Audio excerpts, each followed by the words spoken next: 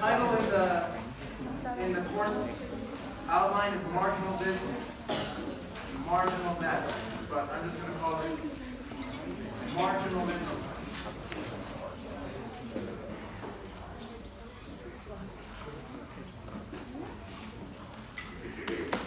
Marginalism. Who's good at catch? Who's good at catching things? Plays football or baseball? Anyone want to come up? Yeah, come on up.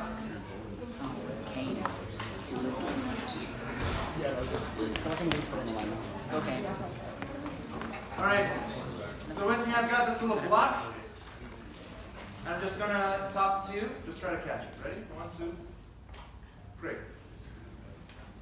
So it wasn't part of the deal to throw it back to you, but when you were going to choose to catch this ball, how did you catch it? How did you know that's where it was going to land? Depth perception? How exactly? So I saw the thing that you were seeing and projected where it was going to be. How did you project it? Did you solve some calculations?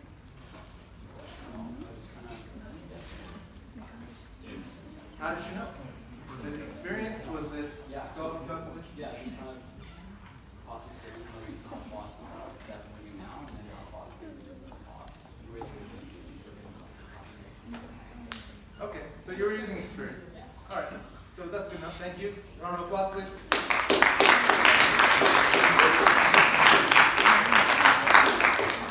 Sometimes in physics, they'll talk about ball players or billiards players saying that when they act, they're acting as if they're solving some sort of parabolic function, they're taking the gravity into account, the wind speed, etc. Right? Or when they're playing billiards, they know the angles and they're trying to calculate the force exactly, all this baloney. So we know that's baloney. We know that that's not actually how people catch things. They use heuristics. The most common heuristic actually is you actually move in such a way that you're keeping the angle between you and the object constant. Baseball players, that's how they catch. They're moving under the ball so that the angle between their eyes and the ball is constant. When it comes to businesses, how do you think most businessmen describe how they actually price things? How do most businessmen describe how they actually price things? Have you heard of cost plus pricing? Who's heard of cost plus pricing? What's cost plus pricing? Isn't that when they just consider how much it costs them to acquire and distribute the product, and then add on some as how much profit they want to make? Yeah. So that's in a lot of industries. That's actually the standard. So you go to get a contract, and then the person who you're trying to sell to, they say, "Show me your costs, and then give me your margin that you want to add on top of your costs." They demand this because they think that's how prices are made. And is that how prices are made? You're shaking your head. But that's what the entrepreneurs are doing. They're finding out their costs, and they're adding a little bit on top. And then if the guy approves it, that's the price, right? Right? Cost plus price. Who disagrees? Who dares? Yeah. I think maybe that might be how they said it initially, but then they have to introduce it to the market. You get the influence of the demand, and that'll determine your actual price once you've had it be influenced by whether or not people want to purchase the product at that price. Right. What if their costs were $1 million to make this little wooden ball? Right? Would that be fair? They said our costs are $1 million, and then we'll only add $1 as our margin on top. I mean, they're only adding just a $1 margin. Who could deny this? Right? What's $1 out of $1 million? 0.0000% or 1% margin? That's razor thin in any industry. Would that make them competitive if they had $1 million in costs and only added $1 in profit margin? Why? Why?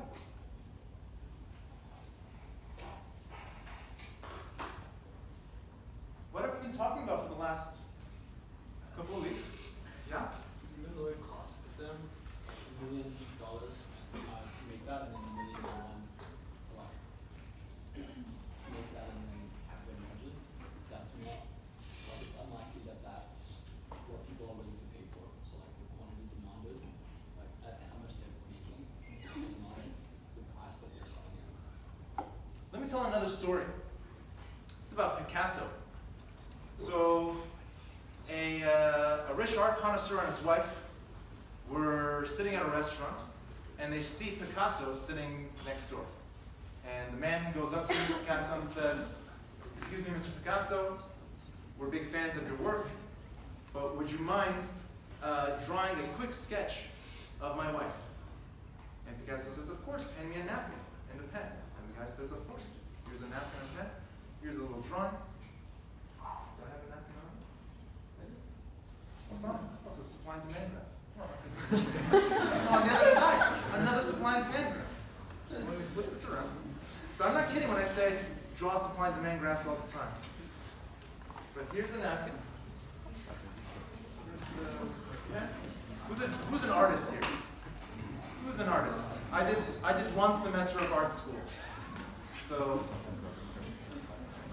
who's an artist? You are? Okay.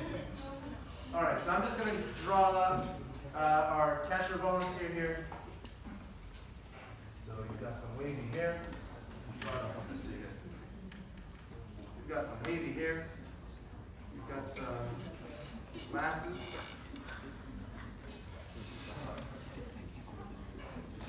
He's got a nose here, and a mouth, ears. There he is. So Picasso drew this of the guy's wife. This is what the wife looked like. And then Picasso said, "This will be $10,000, please." And the guy said, $10,000? It only took you 10 seconds to draw this. And the guy said, Picasso said, "No, it took me a whole lifetime. It took me a whole lifetime to draw this." What were Picasso's costs to make this? You're just sitting at a restaurant. Yeah. All of his time? So that's what he said. Is that true? Just because someone says something doesn't make it true. Someone told you once that Santa Claus was real. Does that make it true? Yeah. What's cost? What the hell is cost? Put your hands up. Yes? Would it be like the amount you sacrificed, either in money or in like time, to obtain something? What amount? His whole life? Like the time. Remember how we got to our supply and demand curves? Remember when we drew the ranks? So these are our ranks. First, second, third, fourth. Roman numerals for ranks. And then down here were quantities 1, 2, 3, 4. If you were a seller and you had some stuff to be able to sell, you had a collection of things, you would rank the things that you had by the lowest rank, second lowest rank, third lowest rank, fourth lowest rank. These are the things that your opportunities that you would be giving up by selling one of these things.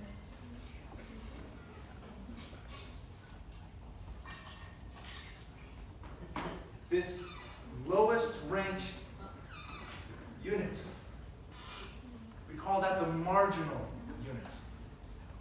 The lowest rank unit that you're willing to give up is the marginal unit.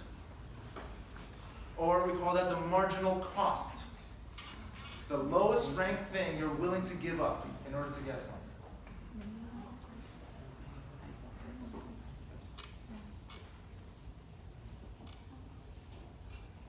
You know, something is marginal means it's on the margin. And here the margin is the margin of whether how much you really want it. The least wanted thing that you have, that you're willing to give up It's the thing you're willing to give up first in order to get something else. Because it's the thing that's giving you the least amount of satisfaction. That's a marginal cost. You also have marginal benefits. So this is the marginal cost. And we got rank first, second, third, fourth. 1, 2, 3.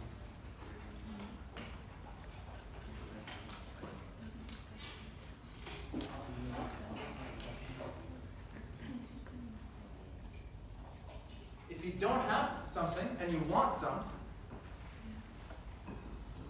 so you want some iPhones, you don't have any iPhones and you want an iPhone, the first iPhone you get, you'll put it to your first most important end. Maybe texting your boyfriend. The second iPhone you get, you'll use it for your second most desirable end. Maybe giving it to your sibling or your favorite niece or nephew. The third most, etc.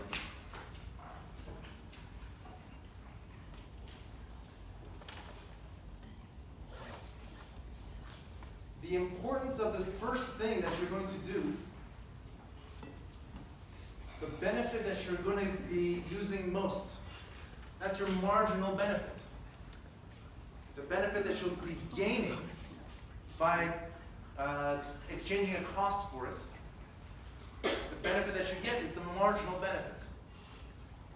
You were happily going along your life without this benefit, but now you'll change the thing that you value least in order to get the next thing. That's your marginal benefit.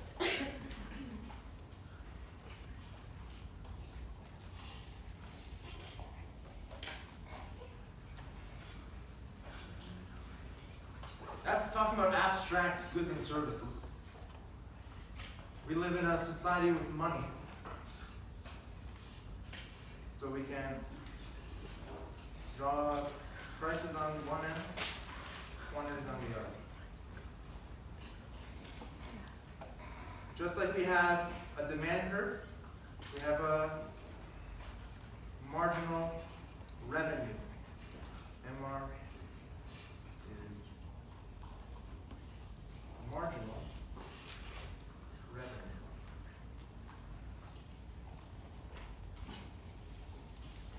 On the other hand, you get MC. MC is marginal cost. Yes? Is it also price or is it just dollars? Values. Okay.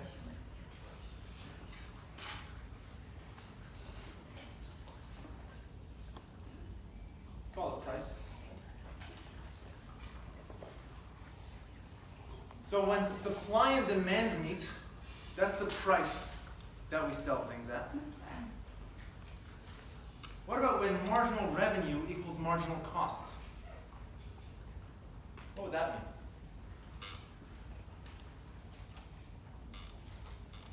Yeah. Like you're breaking even. You're breaking even. Why? If I set my marginal revenue and marginal cost here, this would be your MC, and this is your MR. At this point, MR is greater than MC.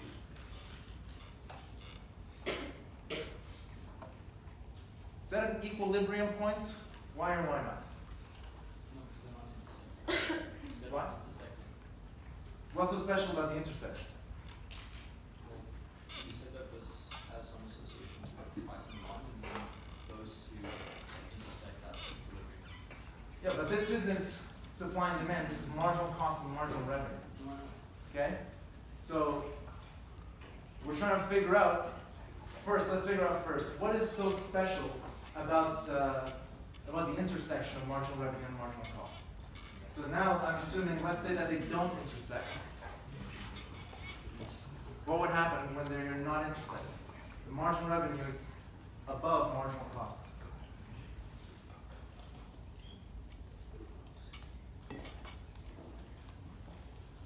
Yeah. If you're giving that organization. What if I raise my marginal cost? What would happen?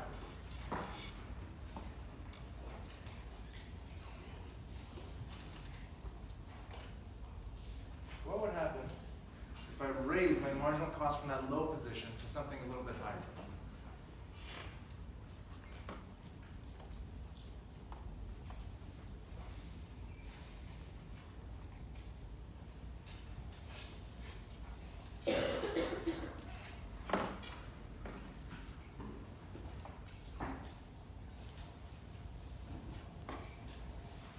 Do I get more revenue, less revenue, or the same amount of revenue?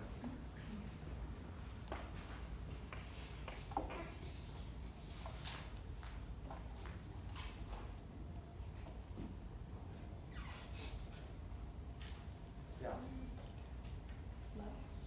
Yeah, less revenue. So down here, my marginal costs, whatever. And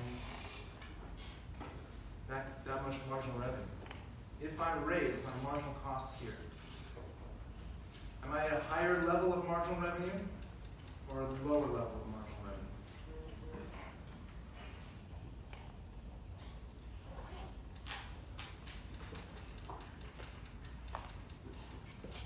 This is quantity of goods. Okay? So here,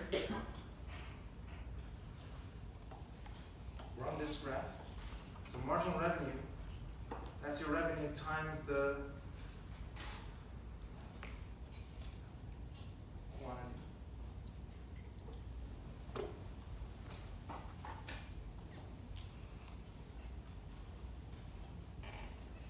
Let me explain it first, and then maybe it'll make more sense after. If you're below this equilibrium, if your marginal costs are lower than your marginal revenue, you can raise your costs and also increase your revenue. You can raise your costs and increase your revenue. Up until this intersection, which means your marginal revenue equals your marginal cost. If your marginal revenue equals your marginal cost, that means if you raise your marginal cost $1 extra, you'll actually be losing money. You will lose revenue.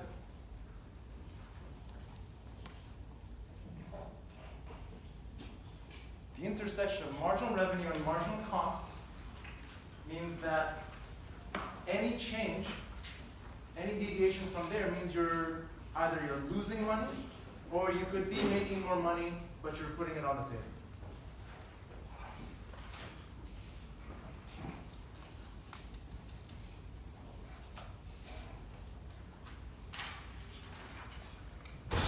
How does marginal revenue and marginal cost relate to supply and demand?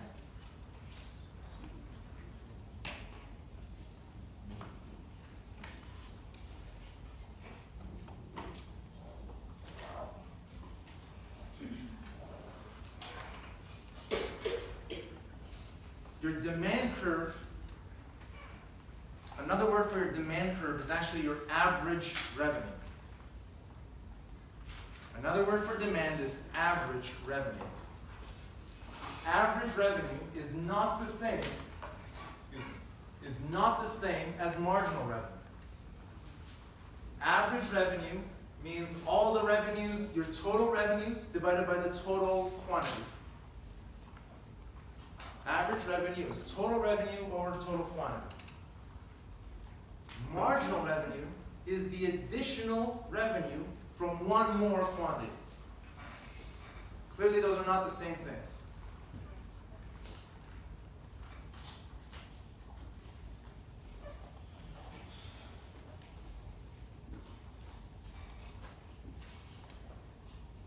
Firms sets their price where marginal revenue equals marginal cost. An individual firm sets its price where marginal revenue equals marginal cost.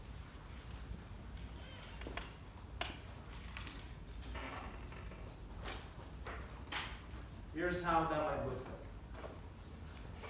like. So you have a demand curve.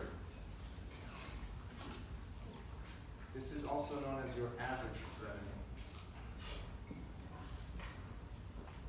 Your marginal revenue curve is going to be less steep, or sorry, more steep. Marginal revenue.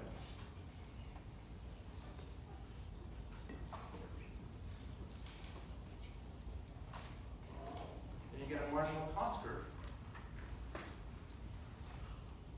The firm sets the price where marginal revenue equals marginal cost. That's the price.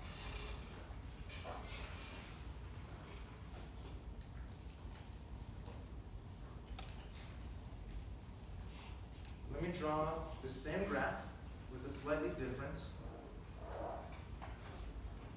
elasticity. When demand equals average revenue, and what is this? Perfectly elastic, perfectly inelastic, or something else? It's going to be horizontal line with demand.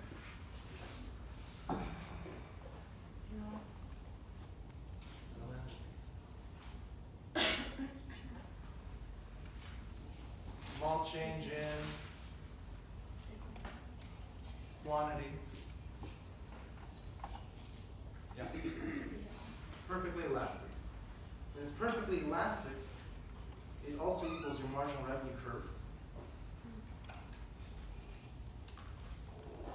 And then your marginal cost still goes up like this. And at this point, so this quantity, this price.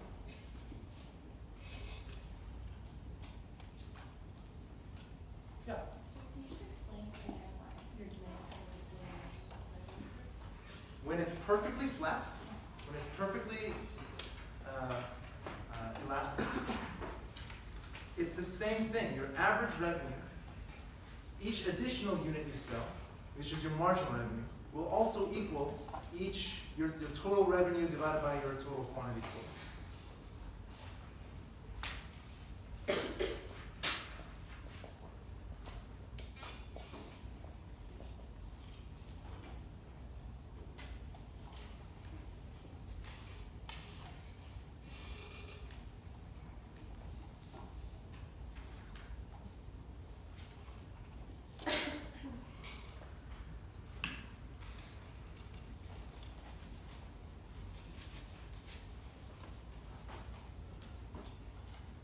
So let's go back talking about the firms.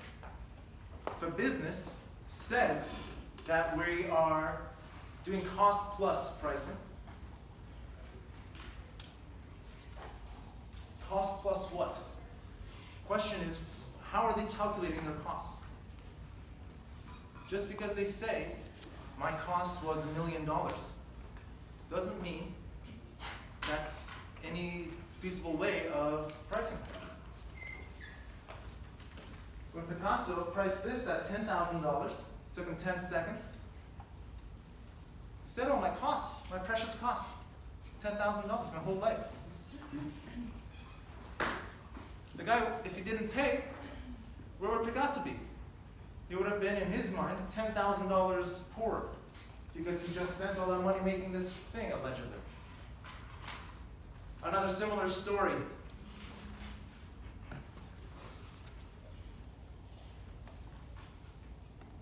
A guy with the factory, one of his pipes one of his machines isn't working. So he calls a mechanic to come in, and the mechanic listens to the machine for a bit, and then he sees a little hatch, opens the hatch, and then some junk falls out, closes the hatch, machine is working perfectly again. Shop owner says, how much I owe you? Manager says $10,000. The guy says, that only took you 10 seconds. Same principle. The guy says, no, it took me my whole life to get to this. Both the shopkeeper and the other guy are wrong. In that just because it took you 10 seconds, it took someone 10 seconds to do something for you, doesn't mean you should value it less. Just because it took you your whole life to learn something, doesn't mean others should pay you a lot for that service. The question is, how much money was the shop owner losing by, or how much would he have gained with the machine that's working now? What would have been his marginal revenue with a working machine?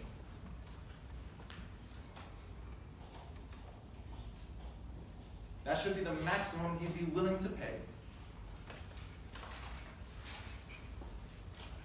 And then the mechanic, he's got to figure out what would he have been doing instead. Remember, costs are subjective. Costs are opportunity costs. What would have been that mechanic's opportunity cost if he didn't show up to that job? If the next best thing for that mechanic was to sit at home and play Nintendo, or maybe he'd be sweeping the floors for $8 an hour, the minimum he'd be able to charge would be $8 an hour. You can't just say, oh, it took me my whole life to learn this skill. What if somebody spends their whole life learning underwater basket weaving, and then they offer you a basket that they assure you they've weaved underwater, and they say, hey, spend my whole life learning this. You owe me $10,000. No. Just because it costs you a lot to make something doesn't mean I'm obligated to cover your costs, cover your total costs. Yeah. So I'm not trying to constantly find a balance between those two things to find the equilibrium point. If one values like their fixed machine differently, how are those able to average out? Excellent. If everybody values everything differently, how do firms figure things out? If all values are subjective, how can we come up with objective prices? Well, remember how we talked about money. What was the origin of money? What was the origin of money? Origin of money. We had a whole class on the origin of money. Who remembers? Yeah. Wasn't it like notes from the bank saying you were entitled to take that much out? Not quite. The origin of money. The origin of money was something that everybody had. It was an actual thing like a pen or a seashell or a shiny rock that people had, and they realized other people wanted the same thing. Not for using only, but for exchanging for other goods and services. Before money, we had barter. I had a pen, you had a laptop. I wanted your laptop, but you didn't want my pen. You don't want your laptop, but you want you want to both have the same things. You wanted a binder. So I'd have to find someone with a binder. I trade my pen for that binder, and then I come to you with the binder and trade for your laptop. That's cumbersome. Over time, people realized that some goods are more marketable than others. Some goods are easier to find people who want to trade for them than others. The good that became the most desired good in a society, we call that money. People were trading it in order to trade for other things that they wouldn't have gotten otherwise because they had to do this cumbersome thing of barter. So money is objectively the most commonly used good in the society.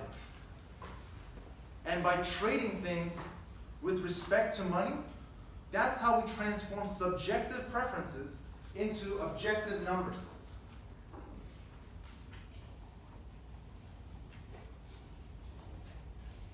That's how we can calculate profit and loss.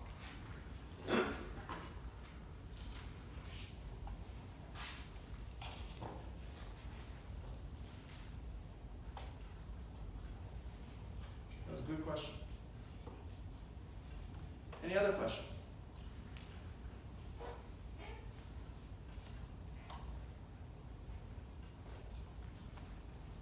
When you make a decision of where to buy lunch, are you thinking about all the lunches you've ever had in your life? Are you thinking of all the time that the person behind the counter has spent in cooking school or Subway before they're now working at the school cafeteria here? That's irrelevant. Who knows the sunk cost fallacy? What is the sunk cost fallacy? The sunk cost fallacy is essentially, Let's start from the basics. What is a sunk cost? sunk cost is, I guess, resources when you invested in a certain objective that you can't recover. Can't recover them. Why can't you recover them?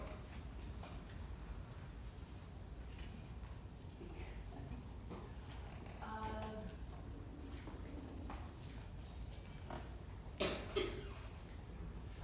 don't know. Okay. Yeah. Because they're not yours anymore, like you paid someone, so now it's like theirs. It isn't yours to recover. Let me ask you this. Say you're in your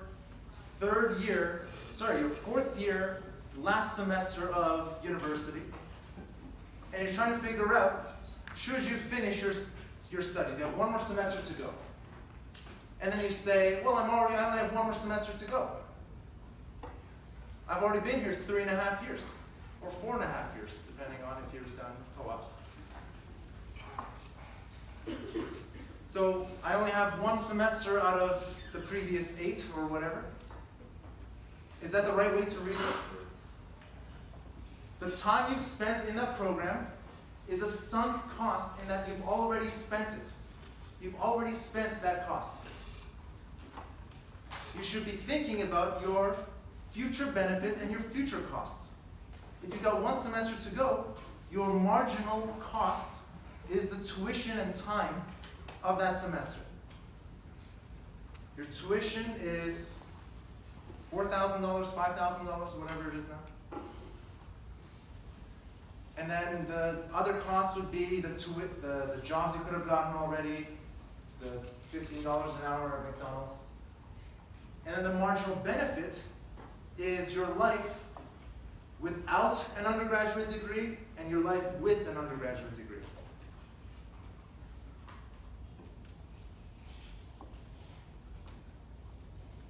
Sunk cost is Picasso telling you he spent his whole life perfecting his art.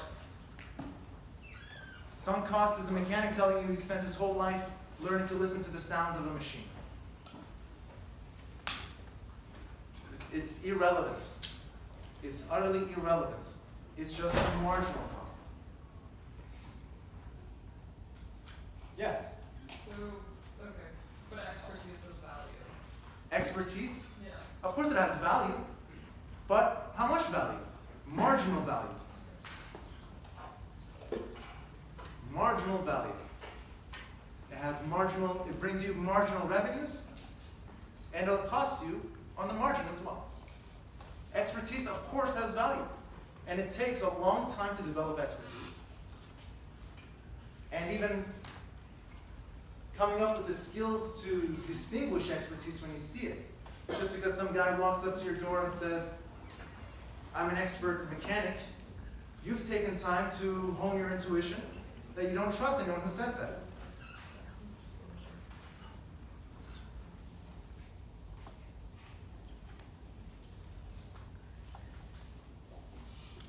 Any other questions?